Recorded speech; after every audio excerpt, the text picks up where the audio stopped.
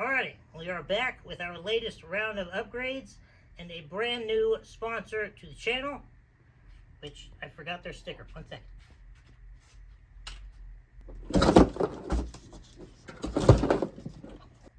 Detail Tech Lighting. As you can see, we will start off here with our wheel lights. Come over, come close. Currently, as you can see, we are running these cute, dinky little single rows. These were actually the result of a rip-off scam sponsorship from a long time ago, but they ghosted me, so we threw them on anyway. But Detail Tech has us fixed up for sure. One, their customer service is fantastic. Way better than any of the other nonsense I had to deal with this crap. And as you can see here, we have some 5-row pure white wheel lights, which in comparison, well, there is no comparison. So we're going to be getting this junk swapped out with this not junk. In the kit here, obviously you get your 4 wheel lights. You're going to get those extensions over there. All of this is plug and play, by the way. And then that there is going to be your instructions and the power control module with your remote. That hooks right up to the battery. And then you can Bluetooth turn them on and off. And they do flashing and strobes, and you can change the brightness and all of that stuff, which we will get to once we get there. And then we also have some rock lights, because you can never have too many of those, right? If you've watched any videos before, you will obviously know that we do have rock lights on this truck already. But since we have this fantastic partnership here, we're going to give some of their rock lights a go as well. We have 8 of those, some extensions, and then we have the same power control module box. Flashing, dimming, strobing, all of that, instructions, and your remote. Now, we're going to get to how we are specifically installing my stuff. Because, as I said before, everything is completely plug and play. So if you're installing from scratch, then you would just have to mount up your wheel lights physically, run your wires up to your control box, which connects to the battery. Easy peasy. Now, if you look here at our hub, I don't know if you're installing on a Dodge Ram or whatnot. This is a 1999, but it is an early 1999. So we have the 12-valve style brakes still. So the only way to get back to this dust shield that these are mounted to is to pull this entire hub off. We're not doing that today. If you do have this truck and you need to see how this is done, I have a video where I installed these wheel lights. You can watch it for the process. Just don't go buy these wheel lights. So, what we are now going to do is we are going to unbolt this ring from these mounts. And then we are going to snip our wire right here. And then I'm going to cut and splice these wires, because this gauge wire and this gauge wire is the same.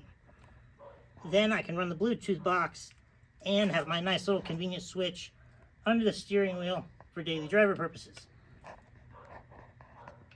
Now, I don't know how well these mounts are going to line up to these, so we're just going to have to pull it apart and see where we end up. But if you are installing from scratch, they have a video on their Instagram where they grab this whole wheel light attached to a wheel and an assembly, and they just kind of do this with it. So, these mounts are super sturdy, and this hardware and wiring is not going anywhere either. Now let's get to putting them on mine. There's a nice little side-by-side comparison now that we got them off. They do appear to be the same 17.5-inch diameter, which is what you're going to do for 20-inch wheels that are larger. If you have smaller than 20-inch wheels and you can fit them over your brakes, I don't know if they offer them, but 15.5-inch wheel lights do exist if you need them. That's so dinky, we'll probably turn it into an art piece down the road, because I don't know if I could sell someone something so dinky and not bright and have them go through all that trouble to install it on their truck when such things like this exist.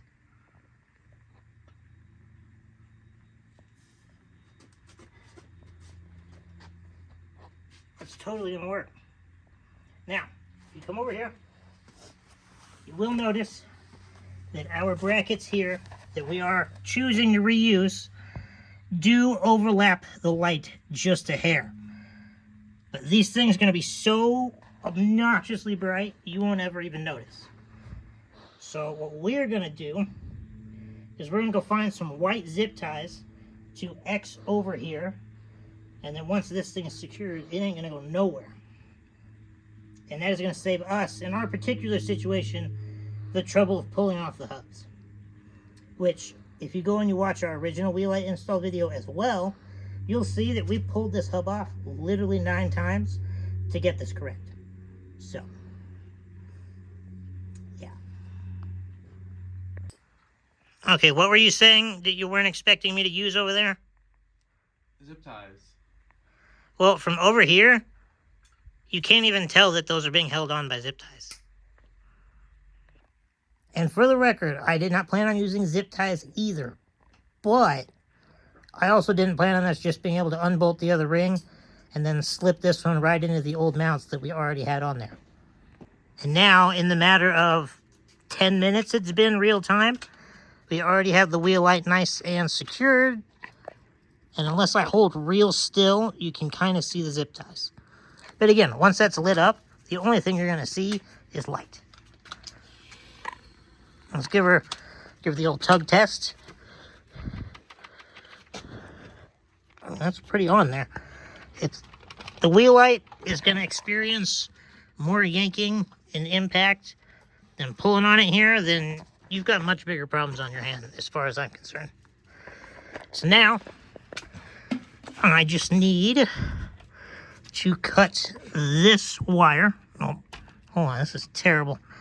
Cut this wire short, strip it, and attach and solder it to that one. Zip tie it right back here, and we will have a fully changed out wheel light right there. Ignore the not so pretty tape job, but it is functional. Before I get it nice and wrapped up in the black stuff to make it pretty, this is how I'm splicing into my old wiring. On the inside there, you can see just a power and a ground, because this is an only white set. So we just connect it to the power and ground here, seal it up from the weather, and reattach it. And there we go, wiring nice and secured, just as it was before. Flip our switch, boom, and we have light. Now, whenever I just want that on command, I can flip the switch, but we are going to be taking the control module over there and installing it under our hood, so that when I do want to make them flash, I still have that functionality as well. So I'm going to throw that tire on, replicate what we did on the other side, and keep on going. There we have the passenger side. Nice wrapped up, all tidy. We even fixed the wiring going up into there, so that looks cleaner. On to the back. Well, we thought the rear was going to be the easiest to install, but we are going to have to adjust the top and the bottom rings in order to fit it in, because they are just a little bit too big. So, now we are pulling those off to drill new holes. Having to adjust our rear brackets here has run us into the wonderful issue of daylight savings. But our rock lights are coming in nice and handy to get this corner wrapped up. And then tomorrow, when it's not cold and dark, we'll do the last side. And there we have the rear one, all nice and mounted up with our adjusted original mounts. And that is solid as it's going to get. All right, hit the switch. Hey, there we go. That is so much better. Since we don't have that one done over there, we're going to get a really nice comparison of the new versus the old. And our front one's going up there. So we'll throw the wheel on and get back to it. There you can see we got the new one on the passenger side. And then obviously the old one there on the driver. Like I was saying earlier, no comparison. It is the next day, and the last dinky little wheel light is off. Time to shorten our mounts there and get the final one slapped in place. And there we have it, the fourth wheel lights, all nice and tidied up. Wiring spliced in and back where it was before. Ignore that disgusting white stuff there. That, oh, can't point at it. There we go, that. Those brackets are going away. And we're gonna do weld-on ones over here and do a shackle flip kit. So that is gonna be nice and pretty soon as well. But for now, wheels on and torqued up, and then on to our rock lights. Now that we are as far as we're going to get on our wheel light install, it is time to start on the rock lights.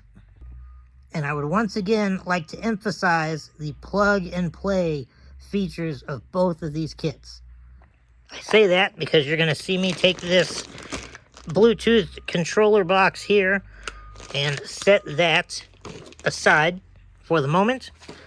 And then we're also going to take our extensions, set those over there, and come here. And we are going to be taking our big, beefy, metal as well. If you could feel this in person, that is a really solid quality unit there. And to start, we are going to be adding 2 per wheel well to go with our already existing rock lights. Now, as you will see here, if you're new to the channel, we have a hide-inside toolbox bed. It's not 100% done yet. But since we have the toolboxes inside here, we have full fiberglass liners, and we don't have a plastic liner to attach it to. So I'm going to take some good old self-tappers like we put for our mud guards there, and just smoke them right through the box. And when we're ready, we are going to trim those flush, and then the whole inside of the boxes here is going to get refinished, so you'll never even know that those were there. And since we have one in the dead center there, I'm thinking right about up in there is where we're going to go. And then we will do one up here as well, so that they're shining forward and back, and down and all that. Another detail note I want to make extra clear.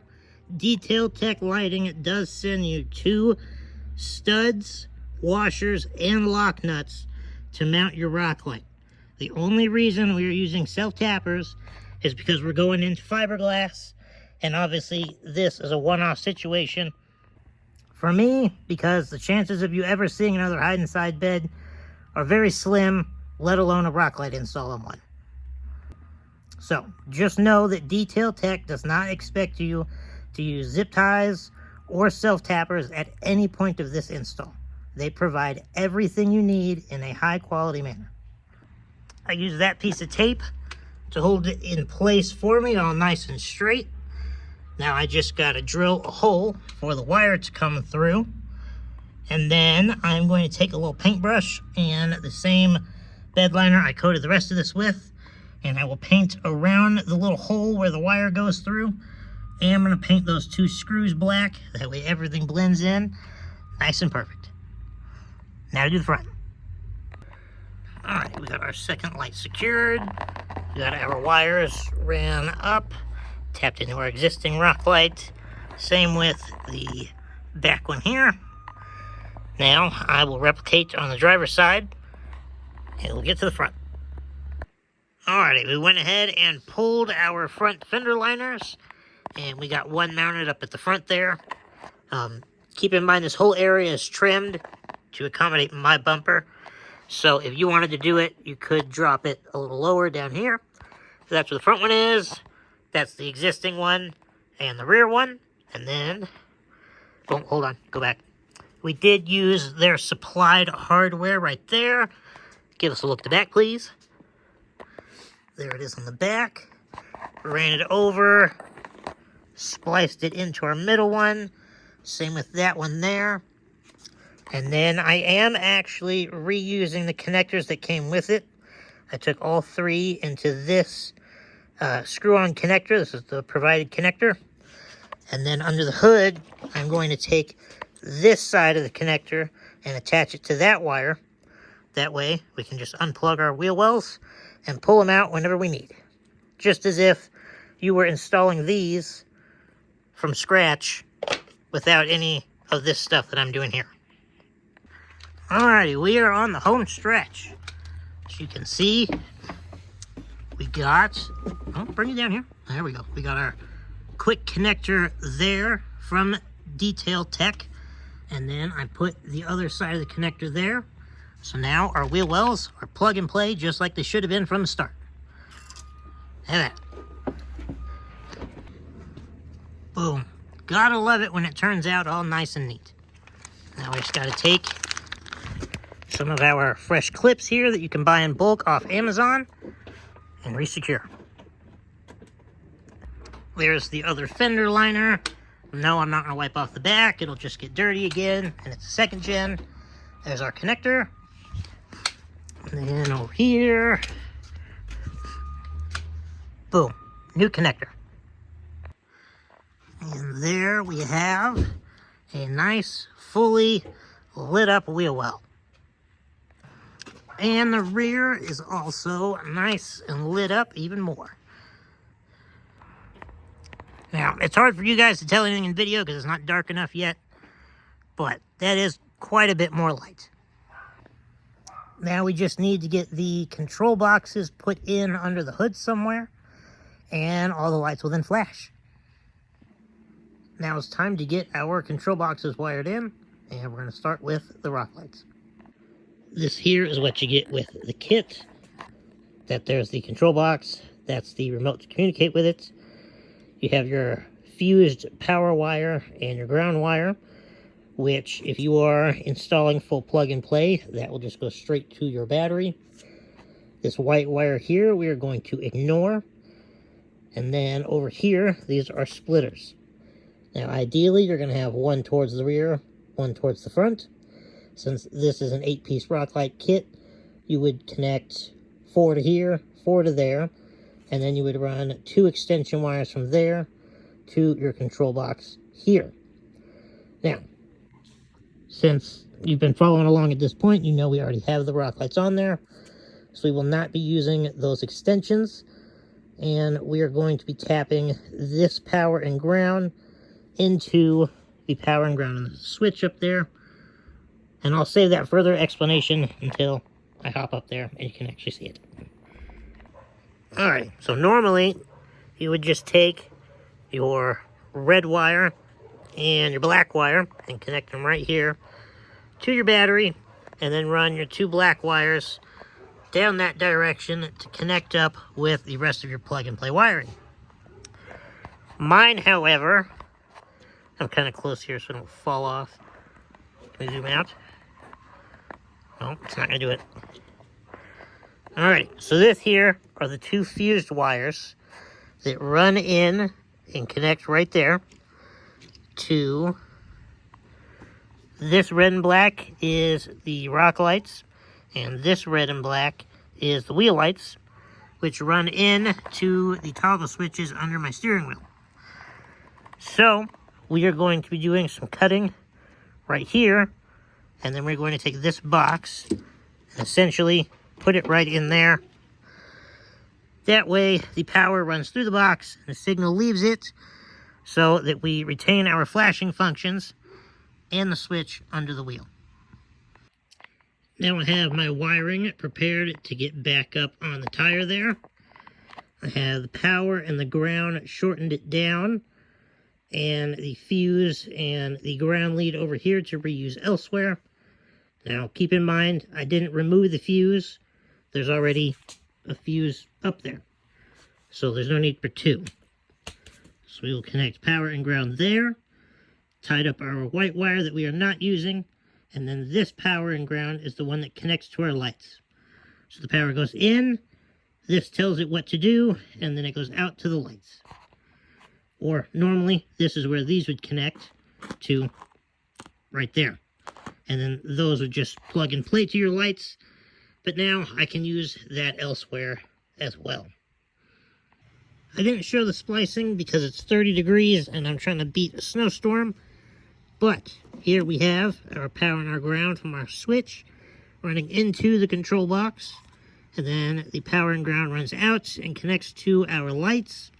And then I just tied up that extra white wire we don't need in there, because now this can go and tuck down right in there.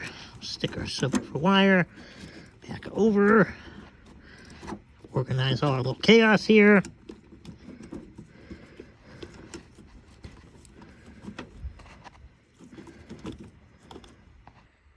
And there we have our flashing modes. Got the grill lights going up there.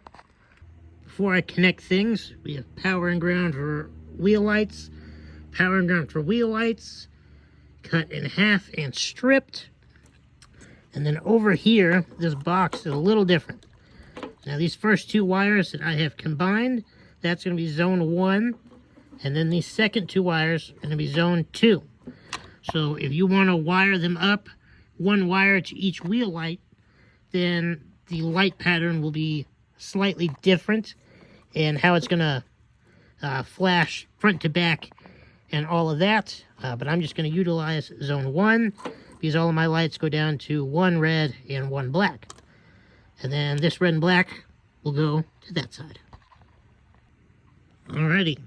And other than a little bit of electrical tape, you can't even tell that we came in and put our boxes down in there.